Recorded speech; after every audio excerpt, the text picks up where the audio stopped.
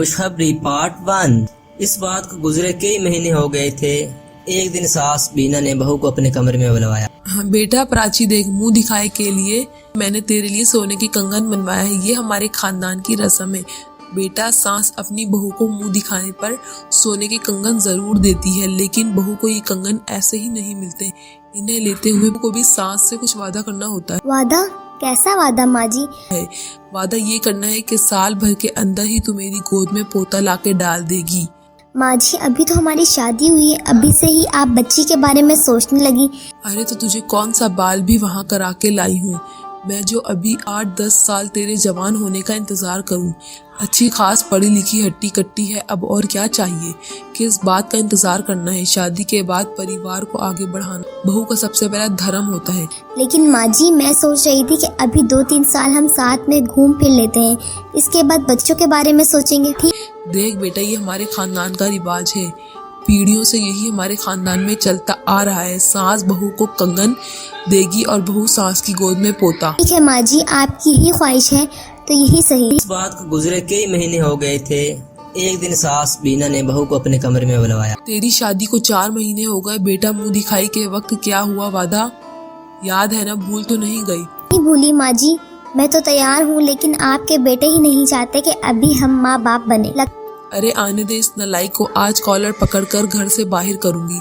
अगर माँ बाप की इच्छाओं और परिवार की रस्म रिवाज का ख्याल नहीं रख सकते तो माँ बाप के घर रहने का भी कोई अधिकार नहीं है। तुम दोनों को 1 महीने का समय है। तुम दोनों के पास ये तो या तो खुशखबरी सुनाओ या घर खाली करो। सास की बात सुनकर प्राची का दिमाग ही घूम गया था। लगता है माँ जी ऐसे नहीं मानने वाली। लगता है सच में इन्हें गुड न्यूज सुनानी पड़ेगी। शाम को जब नरेंद्र ऑफिस से घर लौट कर आता है तो प्राची सास की बात उसे बताती है। नरेंद्र, आपकी मम्मी चाहती है कि हम अभी से अपने बच्चों का प्लान कर लें। वो एक्चुअली मुझ पर दबाव डाल रही थी, तो अपनी टेंशन कम करने के लिए मैंने बोल दिया कि आप अभी बच्चा नहीं चाहते। मुझे लगा था कि माँ जी आपका नाम सुनकर शांत हो जाएंगी, लेकिन माँ जी तो और भी गुस्सा हो गई। कुछ देर बाद वीरेंद्र जाकर अपनी माँ से बात करता है और उन्हें जल्द ही दादी बनने की खुशखबरी देकर अपने कमरे में आ जाता है। अरे वाह वाह बेटा, झुक झुक जियो। अब तुझे कल से ही सुबह 5 बजे उठकर लड्डूपाल की सेवा करनी है, ताकि कान्हा जी अपने बाल रूप में जन्म लेकर हमारी गोद में खेले।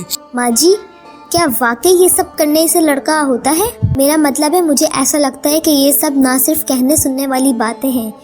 अरे दुनिया देखी है हमने तो कल की आई हुई। लड़की, तुझे मुझसे ज्यादा जानकारी हो गई है कि आज के बाद हमारे घर के किसी भी रस्म के बीच में अपनी नाक घुसाए बिना चुपचाप वैसा करती जा जैसे मैं कहती हूँ। आई बात समझ? जी माँ जी।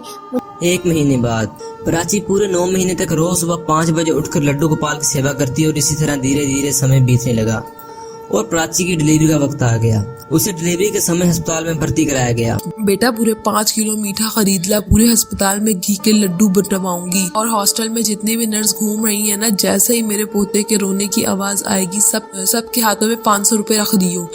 ठीक है माँ, लेकिन ये थाली और चम्मच लेकर क्यों गई हो? अरे 4 क्लास क्या पढ़ ली तूने, सब भूल गया। अरे जैसे ही घर में लड़का पैदा होता है, थाली बजाकर सुबह शगुन किया जाता है। माँ, बच्चे का जन्म तो हो जाने दो। तुम्हें कैसे पता कि लड़का होगा कि लड़की? तुम्हारे मुंह से बार बार लड़का सुनते सुनते थक गया हूँ मैं। अरे मुझे पता है लड़का ही होगा। हमारे खानदान पर मेरा ही सबको पहली बार में बेटा ही पैदा होता है। और बेटा, पूरे 9 महीने से बहू से लड्डू गोपाल की सेवा करवाई है। अंधून की मिन्नत भी मानी हुई है, तो देखना हमारे घर तो लड्डू गोपाल ही आएंगे। बीना अपने बेटे वीरेंद्र से बात कर रही थी, तभी बच्चे के रोने की आवाज सुनाई देती है और कुछ मिनट बाद नर्स एक बच्चे को तौली में लिपेट कर बाहर लाती है। बहुत बहुत मुबारक हो माँ जी, लक्ष्मी आई है आपके घर में। अरे क्या बोल रही है तू? ऐसा हो ही नहीं सकता। मेरी बहू की तो लड़का ही होगा, मुझे पूरा यकीन है। माता जी कैसी बात कर रही हैं आप? आपको कैसे पता है आपकी बहू को लड़का ही होगा?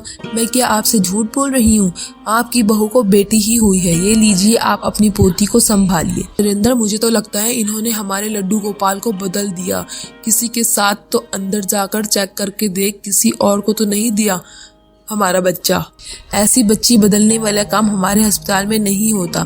माता जी, आप तरीके से बात कीजिए। सॉरी सिस्टर, माँ की तरफ से मैं माफी मांगता हूँ। अब शांत हो जाइए माँ। ये कैसा बिहेवियर है आपका? ऐसी कौन बात करता है? अब अगर प्राची को बेटी पैदा हुई है तो इसमें नर्स की क्या गलती है? हाँ, गलती तो सारी मेरी ही है, मेरे ही भाग फूट गए हैं। माँ, अल्लाह ने हमें इतनी प्यारी बच्ची दी है, हमें तो खुश होना चाहिए ना। बस मुझे कोई खुशी नहीं है जो बेटी के नाम पर ज्यादा खुशी मनाते हैं। इनके घर बार बार बेटियां ही जन्म लेती हैं। अरे बेटी के जन्म से सांस पीना को बहुत गहरा धक्का लगता है। उसका मन अभी भी मानने को तैयार नहीं था कि इतनी मिन्नतें के बाद भी आखिर उसके घर में लड़की कैसे पैदा हो गई। बेटी के जन्म से सांस पीना को बहुत बड़ा धक्का लगा था। हम ये मिठाई तो बंटवा दो, सुबह से मंगा कर रखी हुई है। कूड़े में फेंक दे मिठाई, लड़की की पैदा होने पर कोई मिठाई बांटी नहीं जाती।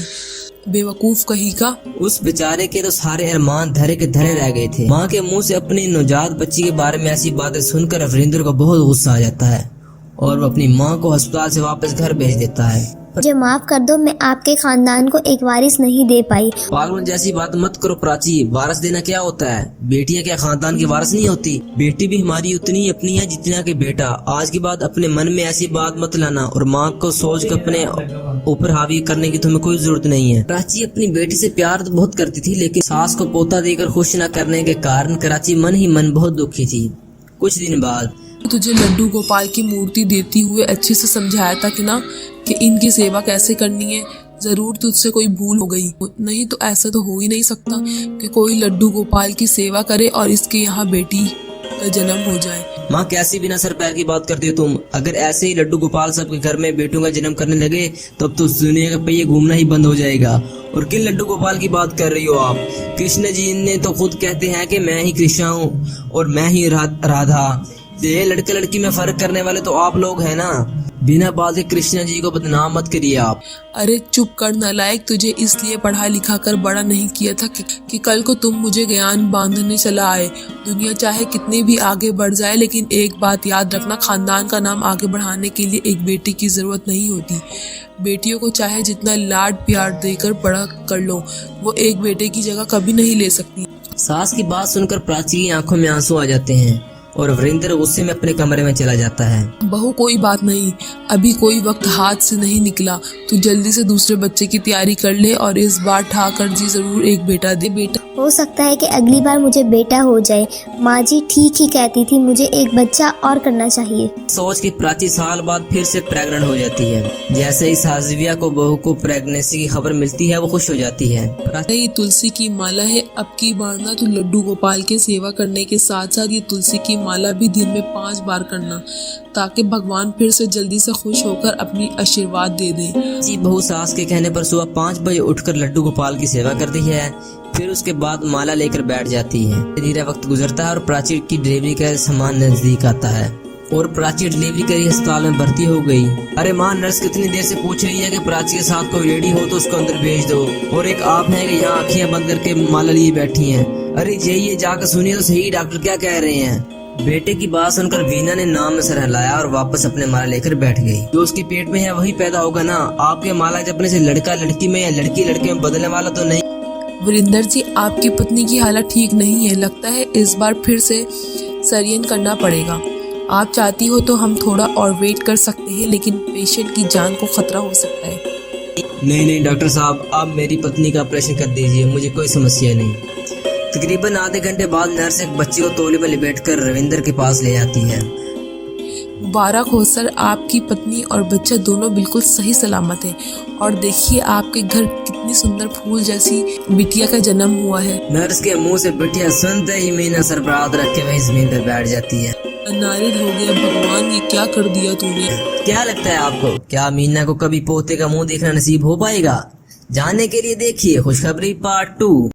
ये कहानी शुरू होती है कश्यप परिवार के घर से, जहाँ शकुंतला अपनी परिवार के साथ रहती थी। शकुंतला के 2 बेटे थे। बड़े बेटे की शादी कर शकुंतला पूरी तरह निश्चिंत थी। प्रेरणा बिल्कुल इनकी पसंद की थी। वो एक अच्छी बहू की तरह सुबह सबसे पहले उठ जाया करती, खाना पीना बनाना, सारे काम करना, सभी की तबीयत का ध्यान रखना और अपना सारा दिन इन्हीं चीजों में लगा। ये प्रेरणा की आम दिनचर्या का एक हिस्सा था, जिससे इसके ससुराल वाले काफी खुश थे और हर वक्त इसकी तारीफ करते थे। एक सुबह जब प्रेरणा अपनी सास के लिए चाय लेकर आती है। माँ जी, आपकी चाय का वक्त हो गया है, इसके बाद आपको दवाइयाँ लेनी है, भूलिएगा मत। तू नहीं होती बहू तो पता नहीं मेरा क्या होता। देख रही है जी, इतने अच्छे से मेरी बहू मेरा ख्याल रखती है।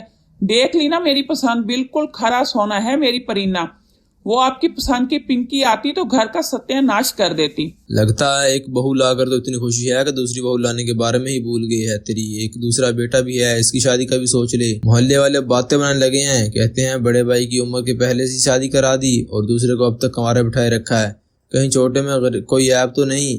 अब तू ही बता क्यों बेकार में इसकी बदनामी करवाने पर तुली हुई है। एक बार गंजा हो गया ना, फिर तो लड़की मिलनी और भी मुश्किल हो जाएगी। हाँ माँ जी, पापा जी बिल्कुल ठीक कह रहे हैं। अब मेरी देवरानी आएगी तो किचन के काम में मेरा हाथ भी बटा दिया करेगी, मेरा काम भी जरा हल्का होगा। इतने सालों से अकेले किचन संभाल के बोर हो गई हूँ मैं। ऐसी बात है तो आप गौरव से पूछ लीजिए, अगर इसके मन में कोई लड़की हो तो इससे शादी करवा दें। अपनी सास की बात सुनकर प्रेरणा कहती है, माफ कीजिएगा माँ जी, आपकी बात काट रही हूँ, पर जब मैं इस घर में आई थी ना तो उन्होंने बताया था कि हमारे घर में सारे फैसले माँ ही लेती है। तो फिर आज देवर जी की पसंद पूछने का क्या मतलब हुआ माँ जी? घर की बड़ी आप है तो बच्चे अपनी मर्जी का कैसे कर सकते हैं? मेरे हिसाब से तो आपको ही देवर जी के लिए लड़की चुननी चाहिए। इस पूरे घर में ना एक तू ही है जिसने घर की बड़ी समझ कर मुझे इतना मान दिया है, वरना तो ये लोग मुझे पूछे भी ना। शाम को जब गौरव घर आता है तो इस बारे में शकुंतला इससे बात करती है। आपको जो सही लगे मम्मी जी, मुझे किसी चीज़ से कोई प्रॉब्लम नहीं है, पर हाँ लड़की जॉब करने वाली होनी चाहिए, क्योंकि आज के ज़माने में अकेले घर चलाना एक लड़के के लिए पॉसिबल नहीं है। दोनों मिलकर काम करेंगे तो ज़्यादा अच्छा होगा। सही कहा देवर जी, ऑफिस जाए तो जाए पर घर का काम करके जाए। अब शादी की है तो रसोई में तो जाना ही पड़ेगा ना। जॉब के बहाने काम से ना बचने लगे। ऐसी लड़कियां ना फिर बाद में अपने पति को लेकर फरार हो जाती हैं। शकुंतला गौरव के लिए लड़की देखना शुरू करती है और इससे प्राची गौरव के लिए पसंद आ जाती है। एक महीने के अंदर ही गौरव और प्राची की शादी हो जाती है। बहू बनकर प्राची अपने ससुराल में आ जाती है। शादी के दूसरे दिन जब सभी हाल में बैठे हुए थे, कभी कोई तो कभी कोई प्रेरणा पर एक के बाद एक काम डाली जा रहा था। ओहो, जग में तो पानी नहीं है। भाभी प्लीज किचन से एक गिलास पानी ले आइए, प्राची को खांसी आ रही है। इसी चीज का डर था मुझे। आज तक एक अच्छी बहू बनने के लिए मैंने सब कुछ किया। इसका मतलब ये नहीं कि मेरे देवरानी को लाकर मेरे सर पर बिठा दिया जाए। मैं तो घर प्रवेश की रस्म करती ही किचन में आ गई थी और यहाँ प्राची को आए 1 दिन हो गया और वो आराम से हाल में सबके साथ बैठी हुई है। अरे भाई, बहुत हो गया मेल मिलाप। और कितना मेल मिलाप करना है? जिसे देखो मुझे काम दिए जा रहा है। 2 दिन और देख लेती हूँ। इसके बाद अगर प्राची किचन में नहीं आई और काम का बंटवारा नहीं हुआ तो फिर तो मुझे मुंह खोलना ही पड़ेगा। मैं तब से किचन में आना चाह रही हूँ भाभी, कभी कोई आ रहा है। अब रिश्तेदार हैं, इनके सामने से उठकर आना अच्छा नहीं लगता ना। आई एम सॉरी भाभी, आपको सारा काम करना पड़ रहा है, वो भी अकेले। बट अब ऑलमोस्ट सब वापस लौट रहे हैं, इसलिए मैं किचन में आ गई। कल से तो मेरी ऑफिस भी स्टार्ट हो जाएगी भाभी। आधे से ज्यादा टाइम तो मेरा ऑफिस में चला जाएगा। तो ये काम करते हैं, नाश्ता मैं बना लिया करूंगी, दोपहर का खाना आप बना लेना और डिनर हम दोनों मिलकर बना लेंगे। तो इससे आप पर भी प्रेशर नहीं आएगा और मुझ पर भी। अरे प्राची, तुम तो अभी आई हो, कुछ दिन आराम कर लो। काम बांटने की इतनी जल्दी क्या है? घर ही तो है, सब कुछ हो जाएगा। मैं हूँ ना, माँ जी हैं। नहीं भाभी, किसी को प्रॉब्लम नहीं होनी चाहिए। किसी एक इंसान को ऐसा नहीं लगना चाहिए कि सारा काम इसी पर आ पड़ा। प्राची की बात सुनकर प्रेरणा को जरा शांति मिलती है। इसे बस यही चाहिए था कि कोई भी काम चोरी ना करे, सारा काम इसकी देवरानी के जॉब के कारण इसके ऊपर ना जाए। प्राची सुबह सबसे पहले उठ जाती थी, पूरे घर के लिए ब्रेकफास्ट बनाती थी, अपना और अपने पति का टिफिन बनाती है और अपने टिफिन के लिए और अपना टिफिन लिए ऑफिस चली जाती है।